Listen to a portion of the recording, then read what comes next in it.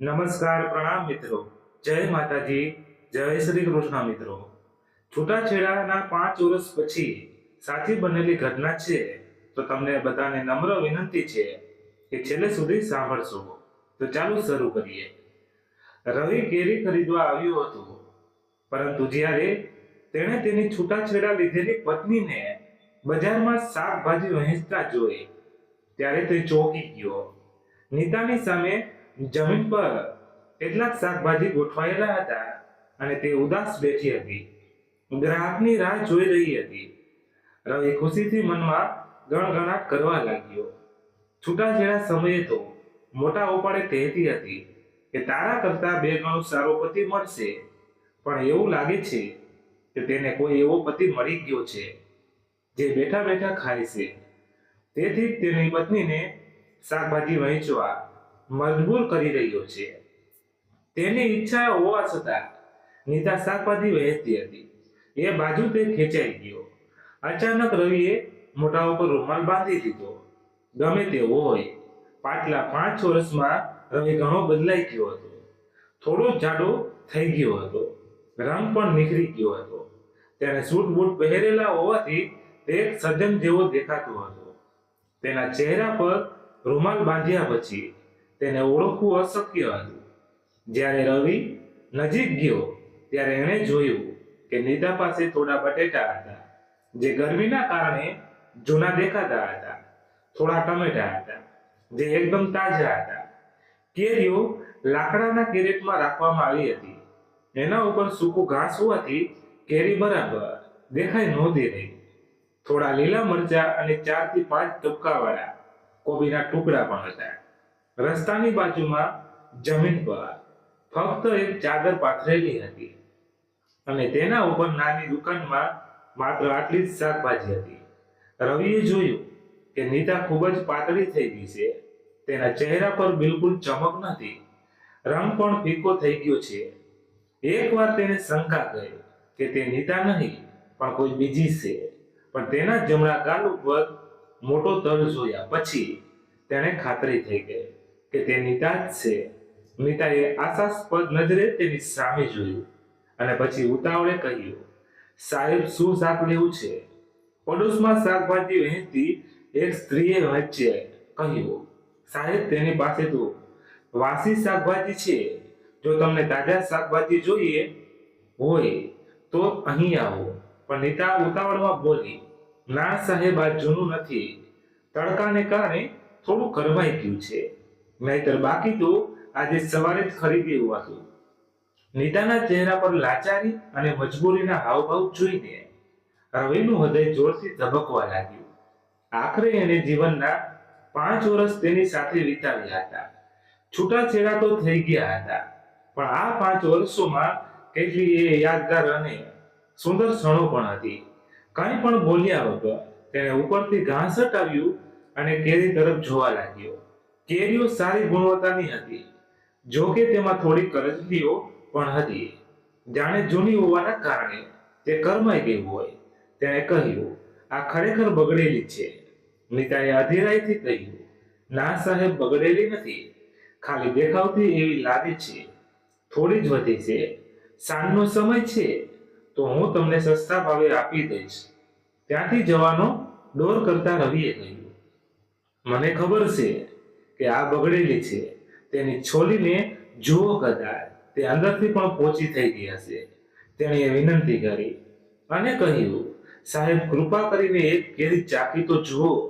જો તેનો સ્વાદ ખરાબ હોય તો તેને ના ખરીદતા. મારી દીકરી છેલ્લા 2 દિવસથી બીમાર છે, જેના કારણે હું દુકાન યોગ્ય રીતે ગોઠવી શકતી નથી. દીકરીનું નામ સાંભળીને રવિ ચોંકી ગયો. તેની વહેલી દીકરીનો ચહેરો તેની સામે આવ્યો. છૂટાછેડા સમયે તેને છેલ્લી વાર જોઈ હતી ત્યારે તે 2 વર્ષની હતી. ગુડિયા હવે 7 વર્ષની હશે. રવિ આ બધું વિચારતો હતો ત્યાં નીતાએ એક કેરી ઉપાડી અને રવિને આપવા લાગી, પણ તે પોતાની દીકરીના વિચારોમાં ખોવાયેલો હતો.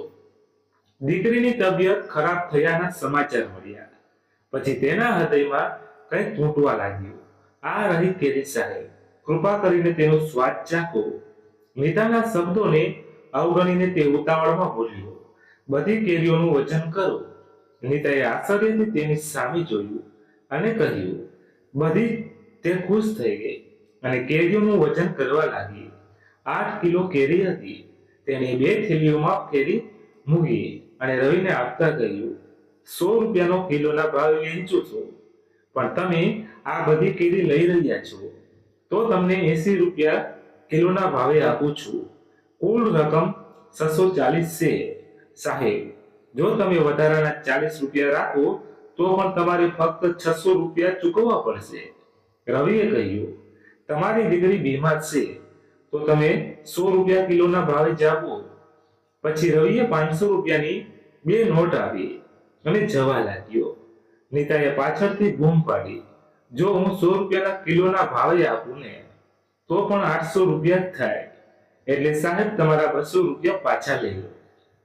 તે અટકી ગયો, પણ તેણે કંઈ કહ્યું નહીં. નીતા ઊભી થઈ નજીક આવી અને બોલી, મને ભિક્ષા નથી જોઈતી સાહેબ, મેં દુકાન એટલા માટે જ ખોલી છે કે મારે ભીખ ના માંગવી પડે. રવિએ કહ્યું, શું તમારા પતિ કંઈ કરતા નથી? નીતાએ તેના હાથમાં 200 રૂપિયા મૂક્યા અને કહ્યું, સાહેબ, મારા પતિથી 5 વર્ષ પહેલા મારા છૂટાછેડા થઈ ગયા છે. તે ચાલ્યા ગયા. પછી ચાલતા ચાલતા તેણે કહ્યું, તમારા પતિએ તમારા જેવી સ્વાભિમાનીની સ્ત્રી સાથે કંઈક ખોટું કર્યું હશે, એટલે સંબંધ તૂટી ગયો. એટલે નીતાએ જવાબ આપ્યો, ના સાહેબ, મારા પતિ સારા હતા, બસ એટલું જ કે એ સમય ખરાબ હતો. હવે રવિ પોતાની જાતને રોકી શકતો નહોતો. તે ઝડપથી ત્યાંથી પોતાની કાર તરફ ગયો અને પાછળ ફરીને જોયું તો નીતા પોતાની દુકાન બંધ કરી રહી હતી. કદાચ તેણે દિવસભરની રોકડી કમાઈ લીધી હશે. નીતા અંધારું થાય તે પહેલા ઘરે જઈ રહી હતી. રવિને તેની પાછળ જવાનું મન થયું, જેથી એ જાણી શકે કે તે ક્યાં રહે છે. જો કે રવિને ગુડિયાને જોવાનું મન પણ હતું. ઉપરાંત નીતાએ બીજા લગ્ન નથી કર્યા. એ સાંભળીને મનમાં ખેંચાણ પણ અનુભવવા લાગ્યો.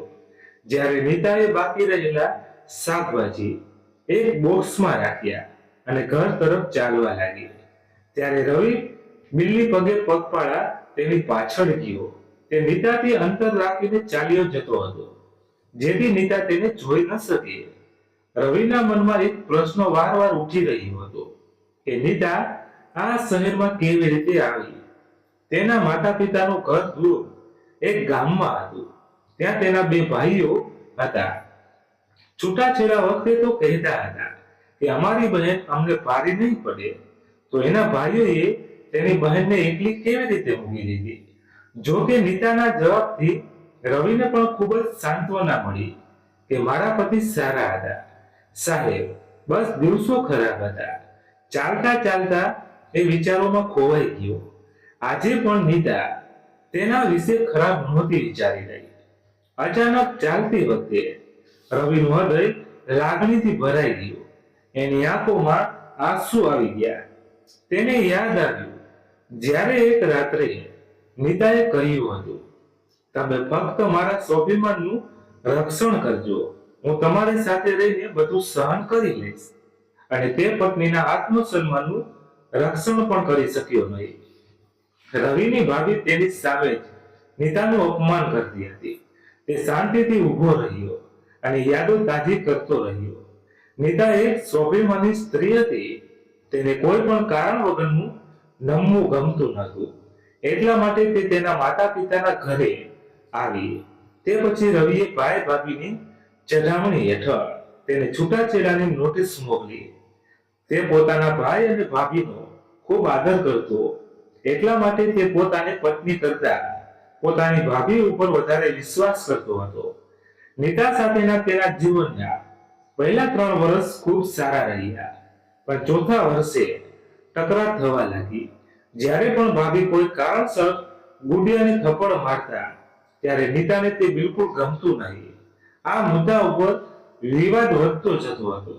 સંઘર્ષ અને અપમાનના કારણે નીતા અલગ થવા માટે દબાણ કરી રહી હતી, જે રવિને બિલકુલ ગમ્યું નહીં. બીજી બાજુ રવિના ભાઈ અને ભાભી નોચતા ઈચ્છતા કે પૂર્વજોની દુકાનના ભાગ પડે.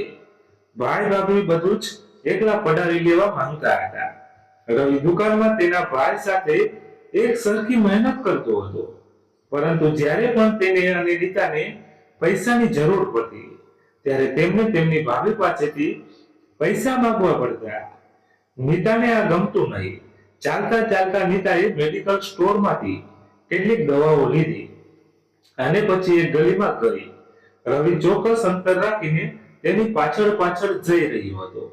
ચાલતા ચાલતા તે શહેરની બહાર એક વસાહતમાં પહોંચી થોડે દૂર ચાલ્યા પછી તેણે એક જૂના ઘરમાં પ્રવેશ કર્યો, જેમાં રૂમના નામે બે ખંડેર જેવા ઓરડાઓ હતા. બહાર ચોકમાં બે ખાટલા મૂકવામાં આવ્યા હતા. તેમાંથી એક ખાટલા પર ગુડિયા સૂતી હતી અને નજીકમાં એક વૃદ્ધ સ્ત્રી સૂતી હતી. રવિએ જોયું કે નીતાના આવતાની સાથે જ વૃદ્ધ મહિલા ઊભી થઈને બેસી ગઈ. જ્યારે રવિએ દરવાજાની તિરાડમાંથી વૃદ્ધ સ્ત્રીનો ચહેરો જોયો તો પોતાના સાસુને ઓળખી લીધા. તે નીતાના માતા હતા. હવે રવિની ગુડિયા પણ ઊભી થઈ ગઈ હતી. તે પહેલા કરતા ઘણી મોટી થઈ ગઈ હતી, પણ તે ખૂબ જ નબળી દેખાઈ રહી હતી. રવિએ તેના પર નજર નાખતા તેના હૃદયમાં પ્રેમનો ફુવારો ફૂટી નીકળ્યો. થઈ રહ્યું હતું, ઓ મારી નાની ઢીંગલી, આવ અને મને ગળે લગાવી લે. તે અઘીરો થઈ ગયો અને લાંબા સમય સુધી ગુડિયા તરફ જોતો રહ્યો. તેની આંખોમાંથી આંસુ વહેવા રહ્યા, પરંતુ તેના તમામ પ્રયત્નો છતાં તે ઘરમાં પ્રવેશી શક્યો નહીં. રવિ થોડી વારમાં જ પાછો ચાલવા લાગ્યો. તેનું હૃદય ભારે થઈ ગયું હતું. તેની ભાભી ઉપર વારવાર ગુસ્સો આવી રહ્યો હતો. ભાભીને લીધે તેણે પોતાના સુખી ઘરને બરબાદ કરી નાખ્યું હતું. છૂટાછેડા સમયે ભાભી કહેતી હતી કે તે જલ્દી જ એના ફરીથી લગ્ન કરાવી દેશે, પરંતુ 5 વર્ષ થઈ ગયા હતા. ભાભીએ કંઈ કર્યું નહીં. તે હજી પણ લાંચ જેવું જીવન જીવી રહ્યો હતો. તે આ શહેરમાં એકલો રહેતો હતો. અહીં તેના ભાઈએ એક દુકાન અને 2 બેડરૂમનું ઘર ખરીદ્યું હતું, જેથી વ્યવસાયને વધુ વિસ્તારી શકાય. રવિ એકલો જ તે દુકાન ચલાવતો હતો. ઘર પણ દુકાનની પાછળ જ હતું. એ ઘરમાં તે એકલો રહેતો હતો. ભાઈ અને ભાભી તેને પત્ની વિના રાખવા માંગતા હતા, જેથી તે જીવનભરના તો ભાગ માંગી શકે અને ના તો તેના માટે કમાણી કરી શકે. તેનો ભાઈ દર અઠવાડિયે દુકાનનો હિસાબ કરીને બચતના રૂપિયા લઈ જતો. પણ કહેવાય છે ને કે ભગવાનના ઘરમાં મોડો તો મોડો, પણ ન્યાય જરૂર મળે છે. ભગવાને એક સંયોગ બનાવ્યો હતો. છૂટાછેડા લીધેલા પતિ પત્ની બંને સંયોગથી એક જ શહેરમાં રહેવા આવ્યા. બંનેમાંથી કોઈએ હજી સુધી બીજા લગ્ન કર્યા નહોતા. કંઈ પણ થઈ શકે એમ હતું. હવે રવિ રોજ સાંજે નીતાની દુકાને જવા લાગ્યો. તે સાંજે મોઢા ઉપર રૂમાલ બાંધી ધીમે ત્યાં પહોંચતો અને ઘણું બધું શાકભાજી અને કેરી ખરીદતો, જેથી નીતા ગુડિયાને યોગ્ય રીતે ઉછેરી શકે. તેણે દિવસભર ઘણું વિચાર્યું, પણ ચહેરો ઢાંક્યા વગર નીતા સામે જવાની હિંમત ન થઈ. તે જે પણ શાકભાજી ખરીદતો તેમાંથી જરૂરી શાકભાજી પોતાના માટે રાખતો અને બાકીના રખડતી ગાયોને ખવડાવતો. થોડા દિવસો પછી જ્યારે રવિના ભાઈએ તેને હિસાબ પૂછવાનું શરૂ કર્યું કે બચત ક્યાં ગઈ, તો રવિએ કહ્યું, મેં ખર્ચો કર્યો. તો ભાઈએ ગુસ્સામાં કહ્યું, તે આટલા રૂપિયા ક્યાં ખર્ચ્યા? રવિએ હિંમત ભેગી કરી અને કહ્યું, એવા જ કોઈ કામમાં ખર્ચાઈ ગયા. ભાઈએ નારાજગી દર્શાવતા કહ્યું, આજ સુધી તે ક્યારેય ખોટો ખર્ચ કર્યો નથી. હવે તારે કઈ જવાબદારીઓ આવી પડી છે. રવિએ કહ્યું, ભાઈ તું આટલો ગુસ્સે કેમ થઈ રહ્યો છે? મારું જ કમાયેલું છે એટલે મેં જ ખર્ચ કરી નાખ્યું. ભાઈએ ગુસ્સામાં રાડ પાડી અને કહ્યું, તને શરમ નથી આવતી? તું મારી સામે બકવાસ કરે છે. રવિએ નમ્રતાથી કહ્યું, ભાઈ આ શબ્દોની લડાઈ નથી. મેં બરોબર જ કહ્યું છે. જો હું કમાઉં છું તો હું ખર્ચ પણ કરી શકું છું. તમે આ ઘર અને દુકાન ફક્ત મારા નામે ખરીદી છે તો તે મને આપી દો. તમારી પાસે એક મોટું પૂર્વજનું ઘર અને દુકાન છે.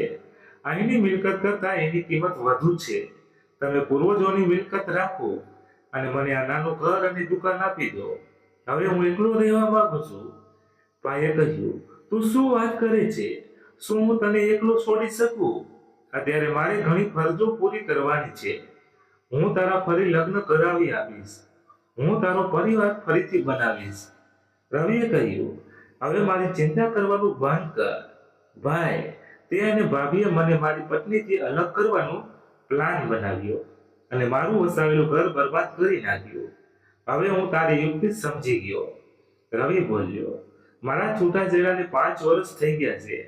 તમે મારા લગ્ન વિશે એકવાર પણ પ્રયત્ન નથી કર્યા, કારણ કે તમે નહોતા ઈચ્છતા કે હું ફરીવાર લગ્ન કરું. જો પપ્પાએ મરતા પહેલા મારા લગ્ન ન કરાવ્યા હોત તો તમે મારા પહેલા લગ્ન પણ ન થવા દીધા હોત. રવિ બોલ્યો, તમારી પાસે મફતમાં એક મજૂર છે. તેની સાથે તમને મારી મિલકત પણ મળી રહી છે. તમે મારા લગ્ન શું કરાવવાના? હવે હું જાતે જ લગ્ન કરીશ. ભગવાનના ખાતર તમે મને મારા પોતાના હાલ ઉપર છોડી દો, અને જો ભવિષ્યમાં તું કંઈ ખોટું કરવાનો પ્રયાસ કરીશ ને તો તું જોજે કે હું તારી આખી મિલકતનો અડધો ભાગ લેવા આવીશ. મોટા ભાઈ સમજી ગયો કે તેની ચાલાકી હવે પકડાઈ ગઈ છે. હવે તે અને તેની પત્નીની અહીં સુધી પહોંચી શકશે નહીં. ખોટા સંબંધનો મુખોટો ઉતરી ગયો હતો. તે પોતાના ભાઈનો હિસ્સો લેવા માંગતો હતો અને પોતાના દીકરા માટે ઘણા રૂપિયા છોડી જવા માંગતો હતો, પરંતુ તેનું સ્વપ્ન પૂરું થઈ શક્યું નહીં અને તે ચૂપચાપ પાછો ફર્યો. હવે રવિ આઝાદ હતો.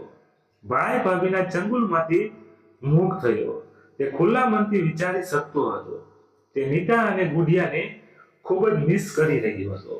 એટલે બપોરે નીતાની દુકાને પહોંચ્યો. તેણે જોયું કે નીતા આજે સારા કપડાં પહેરીને બેઠી હતી, પણ તેની આંખોમાં ચિંતા અને ઉદાસી સ્પષ્ટ દેખાઈ હતી. નજીક આવીને તેણે નીતાને પૂછ્યું, તારી ઢીંગલીની તબિયત હવે કેવી છે? નીતાએ ઊંડી આંખોથી તેની સામે જોયું અને પછી કહ્યું, શું તે તમારી દીકરી નથી? અચાનક રવિએ આઘાત લાગ્યો. મોઢા પર રૂમાલ બાંધેલો હોવા છતાં નીતાએ તેને ઓળખી લીધો. તેની આંખોમાં જોઈને નીતાએ કહ્યું, તમે રોજ એની તબિયત પૂછવા આવો છો તો તેને મળવા કેમ નથી? શું તો તમારા ભાઈ અને ભાભીએ તમને દીકરીને ક્યારેય ન મળવાની ચેતવણી આપી છે? રવિએ પોતાનો ચહેરા પરથી રૂમાલ હટાવી લીધો, કારણ કે હવે ચહેરો છુપાવવાનો કોઈ મતલબ નહોતો. તેણે આંસુભરી આંખો સાથે નીતા તરફ જોયું અને કહ્યું, હું ખરેખર તેને મળવા માંગુ છું. નીતાએ કહ્યું, તો મળો ને. મેં તમને ક્યારેય મળવાની રોક્યા? મારી સાથે સંબંધ તૂટી ગયો, પણ મારી દીકરી સાથે નથી તૂટ્યો. રવિએ કહ્યું, તે મને કેવી રીતે ઓળખ્યો? નીતાએ કહ્યું, હું તમારી જીવન સાથી રહીશું. તમે મારી પાછળ જે રીતે ચાલુ છો તેના પરથી હું તમને ઓળખી શકું છું. પહેલા દિવસે તો તમને ધ્યાનથી જોઈ શકી નહીં, પણ બીજા દિવસે મેં તમને ઓળખી લીધા હતા. જ્યારે તમે ગુડિયા વિશે પૂછો છો ત્યારે તમારી આંખોમાં જે પીડા દેખાય છે ને તે ફક્ત એક પિતાની આંખોમાં જ જોઈ શકાય છે. તમે તમારો ચહેરો છુપાવ્યો, પણ તમારી આંખોમાં તમારી દીકરીને મળવાની ઝંખના છુપાવી ન શક્યા. હું તમને ઘરનું સરનામું આપું, જાઓ અને તમારી દીકરીને મળી આવો. હું શાકભાજી વહેંચીને સાંજે જ આવીશ. રવિએ નીતા તરફ જોતા કહ્યું, તો મારી સાથે આવ ને, પછી જ હું ગુડિયા સાથે વાત કરી શકીશ. જ્યારે આપણે અલગ થયા ત્યારે તે 2 વર્ષની હતી. તે હવે મને ઓળખશે નહીં. નીતાએ પોતાની આંખોમાં આંસુ છુપાવીને પોતાનો ચહેરો બીજી તરફ ફેરવ્યો અને કહ્યું, મારી પાસે હજી પણ લગ્નનો આલ્બમ છે. તે તમને રોજ જુએ છે. તે તમને સહેજ પણ ભૂલી નથી. તમારા સામે જતા તે તમને ઓળખી લેશે. રવિએ વિનંતી કરી, કૃપા કરીને મારી સાથે આવ ને. હું તારી સાથે અત્યારે જ ગુડિયાને મળવા માંગુ છું. નીતાએ કહ્યું, તમે ગરીબોના પેટ ઉપર લાશ શું કામ મારો છો? આ ધંધાને સમય છે. હું તમારી સાથે જઈશ તો બધો માલ વહેંચાશે નહીં. એટલે રવિએ કહ્યું, હું તને બધી વસ્તુઓના રૂપિયા આપી દઈશ, બસ તું મારી સાથે આવ, અને આજ પછી હું તને તકલીફ આપવા નહીં આવું. આ સાંભળીને નીતા ચોંકી ગઈ. તેણે કહ્યું, શું થયું? શું તમારી બીજી પત્ની તમને અહીં આવતા રોકી રહી છે? રવિએ ઉદાસ અવાજે કહ્યું, મેં બીજા લગ્ન નથી કર્યા. આ સાંભળીને નીતાના હૃદયને કેમ થોડી રાહત થઈ તે ખબર નથી, પણ તે રવિ સાથે જવા તૈયાર થઈ. તેણે પોતાની દુકાન બીજી મહિલાને સોંપી દીધી અને તેની સાથે તેની કારમાં નીકળી ગઈ. રસ્તામાં નીતાએ પૂછ્યું, તમે આ શહેરમાં શું કરો છો? રવિએ આખી વાત કહી. તેણે એમ પણ કહ્યું કે હવે તે કાયમ માટે અહીં જ રહેશે. રવિએ ભાઈ અને ભાભી સાથેનો સંબંધો કાયમ માટે તોડી નાખ્યા છે એ વિશે પણ કહ્યું. નીતા વિચારવા લાગી, જો આ બધું છૂટાછેડા પહેલા થયું હોત તો આજે એ બંને સાથે હોત. તમે લોકો અહીં કેવી રીતે આવ્યા? રવિએ પૂછ્યું. એટલે નીતાએ ઉદાસ થઈને કહ્યું, હું મારા ભાઈ અને ભાભી ઉપર બોસ બની ગઈ હતી. શરૂઆતમાં તો બધું બરાબર હતું, પણ પછી ભાભીઓએ પોતાનો સાચો રંગ બતાવવાનું શરૂ કર્યું. શરૂઆતમાં ભાઈઓએ મને ટેકો આપ્યો, પણ ધીમે ધીમે તેઓ પણ તેમની પત્નીઓની ભાષા બોલવા લાગ્યા. તમને તો ખબર જ છે કે મને ફેંકી દેવાયેલી રોટલી ખાઈને કૂતરાઓની જેમ જીવવાનું પસંદ નથી. હું અહીં જે ઘરમાં રહું છું તે મારા મામાનું ઘર છે. મામા વર્ષો પહેલા અમદાવાદ શિફ્ટ થઈ ગયા હતા. ઘર ખાલી પડ્યું હતું. ઘરની ચાવીઓ મારા મમ્મી પાસે હતી. એટલા માટે હું મારી મમ્મી સાથે અહીં આવી છું. ઘર જૂનું છે, પણ ભાડું આપવાની જરૂર નથી, તેથી તે મારા માટે સારું છે. રવિ બોલ્યો, શું હું તને કંઈક પૂછી શકું? નીતાએ કહ્યું, શું? રવિએ ડરતા કહ્યું, શું તને મારા જેવા મૂર્ખની યાદ આવે છે? તે ખચખટાટ સાથે બોલ્યો. નીતાએ કોઈ જવાબ ન આવ્યો. તેણે પોતાનો ચહેરો બીજી તરફ ફેરવી લીધો. રવિ જોઈ શક્યો નહીં કે નીતાની આંખોમાં આંસુ આવી ગયા હતા. બારીમાંથી બહાર જોતા તેણીએ કહ્યું, હવે મને કોઈ યાદ નથી. સવાર સાંજ મારા મનમાં એક જ વાત રહે છે, હું મારી રોટી કેવી રીતે કમાઉં? આ ચિંતામાં જ દિવસ પસાર થાય છે. તેણીના જવાબથી રવિ નિરાશ થઈ ગયો. આખી મુસાફરી દરમિયાન નીતા રસ્તો બતાવતી રહી અને રવિ તેના બતાવેલા રસ્તા ઉપર ચાલતો રહ્યો. તેણે નીતાને સહેજ પર શંકા ન જવા દીધી કે તે પહેલા પણ તેની પાછળ પાછળ અહીં આવ્યો હતો. રવિ ઘરમાં પ્રવેશતાની સાથે તેનું હૃદય અંદરથી દુખવા લાગ્યું, કારણ કે ઘરની હાલત ખૂબ જ ખરાબ હતી. રૂમમાં ઘણી જગ્યાએ પ્લાસ્ટર પડી ગયું હતું. દિવાલો જર્જરિત થઈ ગઈ હતી. નીતા તેની આગળ ચાલી રહી હતી. રૂમની સામે પહોંચીને તેણે કહ્યું, ગુડિયા જોતો કોણ આવ્યું છે? ગુડિયા હવે ઠીક હતી. તે સરકારી શાળાના યુનિફોર્મમાં હતી. રૂમમાંથી બહાર આવીને તે રવિ તરફ જોવા લાગી. નીતા માતા પણ બહાર આવી. પાતળી ગુડિયાના તેની મોટી આંખોથી રવિને જોઈ રહી હતી. રવિની આંખો કહી રહી હતી, ઓ મારા કાળજાના કટકા, નાની ગુડિયા આવીને મને ગળે લગાવ. પણ ગુડિયા તેની પાસે ન આવી. તે ગઈ અને તેની માતાને ભેટી પડી. નીતાએ કહ્યું, બેટા ડર નહીં, એ તારા પિતા છે. ગુડિયાએ કહ્યું, એ મારા પિતા છે, પણ તે ખરાબ પિતા છે. એમણે તને ખૂબ રડાવી છે. ગુડિયા હવે 7 વર્ષની હતી. તે ઘણી બધી બાબતો સમજી ગઈ હતી. રવિને જેનો ડર હતો તે જ થયું. એટલા માટે તે નીતાને સાથે લાવ્યો હતો. તે ખચખટાટ સાથે તેની સાસુના પગ સ્પર્શ કરવા લાગ્યો. સાસુ પણ 2 ડગલા પાછળ હટી ગયા અને કહ્યું, મારાથી દૂર રહેજો. હવે તમારા અને મારા વચ્ચે કોઈ સંબંધ નથી, તેથી મને પગે લાગવાની કોઈ જરૂર નથી. રવિ ત્યાં જમીન પર બેસી ગયો. પછી આંખોમાં આંસુ સાથે તેણે હાથ ફેલાવ્યા અને પોતાની દીકરીને નજીક આવવાનો ઈશારો કરવા લાગ્યો. તેની આંખો કહી રહી હતી, દીકરી, મને એક વખત ગળે લગાવી લે. ગુડિયાએ તેની માતા તરફ જોયું. નીતાએ આંખોના ઈશારે તેને જવાનું કહ્યું. પછી ગુડિયા દોડીને તેના પિતાની છાતીએ ચોંટી ગઈ. રવિ માટે આ સ્વર્ગીય આનંદ હતો. તે ધ્રુસકે રડવા લાગ્યો. રડતા રડતા તેણે કહ્યું, દીકરી, મને માફ કરજે. મારા જીવન વિશે નિર્ણય લેવામાં મેં ખૂબ મોડું કરી દીધું. નહીંતર તું અને તારી મમ્મી બહુ પહેલા મારી સાથે હોય. પછી તેણે ગુડિયાને ખોળામાં લીધી અને તેને ગાડી પાસે લઈ ગયો અને કહ્યું, જો હું તારા માટે શું લાવ્યો છું. રવિએ ગાડીમાંથી એક મોટી બેગ કાઢી. તેમાં ગુડિયા માટે ઘણા બધા રમકડા, કપડા અને ચોકલેટના બોક્સ હતા. તેણે એક પછી એક વસ્તુઓ કાઢીને ગુડિયાને આપવાનું શરૂ કર્યું. નીતા બધું ધ્યાનથી જોઈ રહી હતી. તેનો હૃદય એ વિચારથી ધબકતું હતું કે થેલીમાંથી તેના માટે પણ કંઈક નીકળશે. જો કે આખી બેગ ખાલી થઈ ગઈ હતી. નીતા માટે સાડી પણ નહોતી. નીતા સમજી ગઈ કે તે અહીં ફક્ત તેની દીકરી માટે આવ્યો છે. ગુડિયા આટલી બધી વસ્તુઓ મેળવીને ખૂબ જ ખુશ હતી. નીતાએ કહ્યું, ચાલો હવે જઈએ, મારે દુકાને જવું પડશે. રવિએ ગુડિયાના માથા પર હાથ ફેરવ્યો અને કહ્યું, બેટા, હું ફરી આવીશ. પછી તે બહાર આવ્યો અને ગાડીમાં બેઠો. નીતા તેની બાજુમાં શાંતિથી બેઠી. હવે બંને ચૂપ હતા. નીતા વિચારી રહી હતી, આટલું બધું મારી દીકરી માટે લાવ્યો હતો, તેમાંથી એકાદ ઉપાડીને મને ખુશ કરવા માટે આપી દીધું હોત. છૂટાછેડા થઈ ગયા છે એનો અર્થ એ નથી કે બધું પૂરું થઈ ગયું. ગાડી ચલાવતા ચલાવતા રવિએ કહ્યું, શું હું તને કંઈક પૂછી શકું? નીતાએ કહ્યું, શું જો હું તારા માટે કંઈક લાવું તો તું લઈ લઈશ? નીતાએ આશ્ચર્ય તેની તરફ જોયું.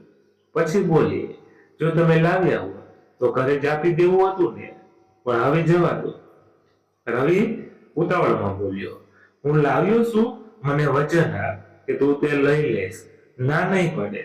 નીતાનું હૃદય જોરથી ધબકવા લાગ્યું. તે વિચારવા લાગી કે તે શું લાવ્યો હશે. પોતાની આંતરિક ઉત્તેજના છુપાવીને તેણે કહ્યું, આ વખતે મને આપો, પણ જો તમે ફરીથી કંઈક લાવશો તો હું નહીં લઉં. આટલું કહી દઉં. રવિએ પોતાનો હાથ ખિસ્સામાં નાખ્યો અને પછી પોતાની બંધ મુઠ્ઠી તેના તરફ લંબાવી.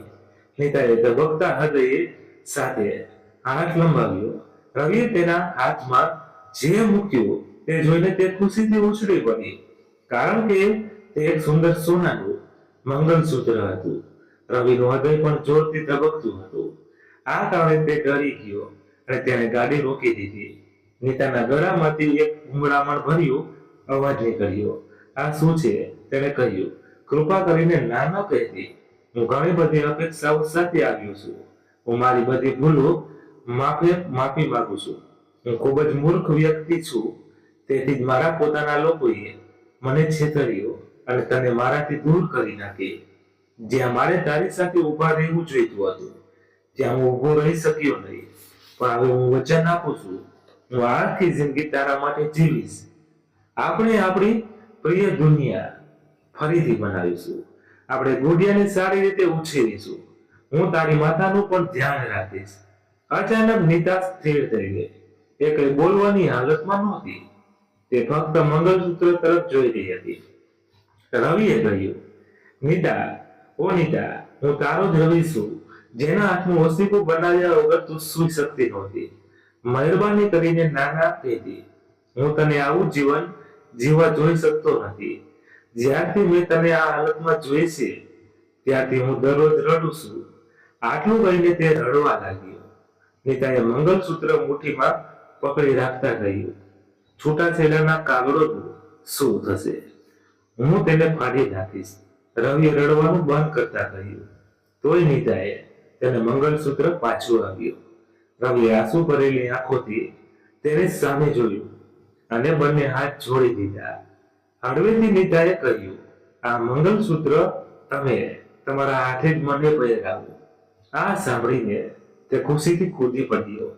તેણે મંગલસૂત્ર લીધું અને તરત જ નીતાને પહેરાવ્યું. તે ખુશીથી પાગલ થઈ ગયો. ગાડી ચાલુ કરી અને ચલાવવા લાગ્યો. નીતા તેનો હાથ પકડી રાખે છે અને કહ્યું, હવે હું દુકાને નહીં જાઉં, તમે તમારા ઘરે લઈ જાઓ. રવિએ પહેલા તો ગાડી નીતાના ઘર તરફ પાછી ફેરવી. ત્યાંથી તેને ગુડિયા અને સાસુને ગાડીમાં બેસાડ્યા અને પોતાના ઘર તરફ જવા લાગ્યો. કારણ કે નીતાના લગ્ન પછી તે ઘર બનવાનું હતું. તો મિત્રો, આજની આ વાર્તા અહીંયા સમાપ્ત થાય છે. તમને કેવી લાગી તે કોમેન્ટમાં જરૂરથી જણાવજો. અને જો વાર્તા ગમી હોય તો લાઈક કરીને વધુમાં વધુ શેર પણ કરજો. અને આવી જ અવનવી વાર્તા સાંભળવા માટે ચેનલને સબસ્ક્રાઇબ જરૂરથી કરજો. ધન્યવાદ. ફરી મળીએ નવી વાર્તા સાથે. ત્યાં સુધી બધા મસ્ત રહો, તંદુરસ્ત રહો. જય માતાજી, જય દ્વારકાધીશ. હર હર મહાદેવ, મહાદેવ, મહાદેવ. જય શ્રી રામ, જય બજરંગ બલી. અને આ મિત્રો, આમાં કઈ અમારી કોઈ પણ જાતની કાંઈ ભૂલ હોય તો ચોક્કસ કમેન્ટ કરીને તમે જણાવી શકો છો. Thank you so much.